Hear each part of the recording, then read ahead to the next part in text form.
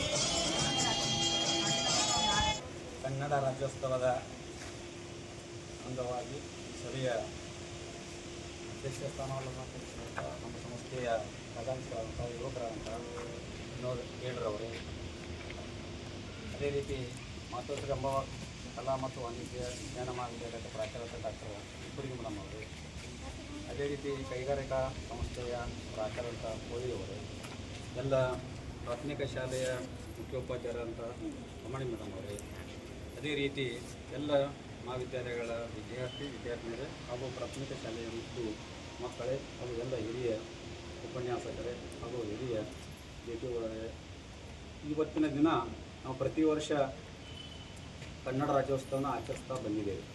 ಇದು 70ನೆಯ ಕನ್ನಡ ರಾಜ್ಯೋತ್ಸವ ಆಗಿದೆ. 1956 ನವೆಂಬರ್ 1ರಂದು ಮೈಸೂರ ಒಂದು ಕನ್ನಡ ಇತ್ತು. ಆಮೇಲೆ 1973 ನವೆಂಬರ್ 1ರಂದು ಒಂದು ಭಾಷಾವಾರ ಒಂದು ವಿಭಜನೆ ಆದ ಬಳಕ ಆವಾಗ ಕರ್ನಾಟಕ ಒಂದು ರಾಜ್ಯೋತ್ಸವಗಳ ಪ್ರಾರಂಭ ಆಗಿದೆ. ಇಲ್ಲಿ ಅನೇಕ ಕದಂಬರು, ಚಾಲುಕ್ಯರು, ಹೊಯ್ಸಳರು ಸಾಕಷ್ಟು ಕನ್ನಡ ನಾಡಿನ ನುಡಿಗಾಗಿ ಹೋರಾಟ ಮಾಡಿದಂಥ ರಾಜ್ಯ ಮಹಾರಾಜರು ಆಗಿ ಹೋಗಿದ್ದಾರೆ. ಇವತ್ತು ನಮ್ಮ ಕನ್ನಡ ಅಸ್ಮಿತೆಯನ್ನು, ಕನ್ನಡದ ನೆಲ ಜಲದ ಬಗ್ಗೆ ನಾವು ವಿಚಾರ ಮಾಡಿದಾಗ ಹಿಂದಿನ ಕನ್ನಡದ ಒಂದು ಪರಂಪರೆಯನ್ನು ಇವತ್ತು ಆಗ್ತಾಯಿದೆ. ಇವತ್ತು ನೋಡಿರಿ, ಒಂದು ಸರ್ಕಾರದ ಮಟ್ಟದೊಳಗೆ 1800 ಕನ್ನಡ ಆದೇಶಗಳಾಗಿದೆ.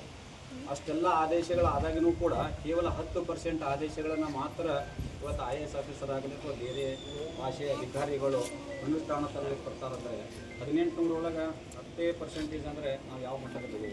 ಆಮೇಲೆ ಭಾಷೆ ಪ್ರತಿ ವರ್ಷ ಮಾತನಾಡುವವರ ಭಾಷೆನೂ ಕೂಡ ಕಡಿಮೆ ಆಗ್ತದೆ. ಆಮೇಲೆ ನಾವು ಕನ್ನಡ ಬಳಸೋದನ್ನು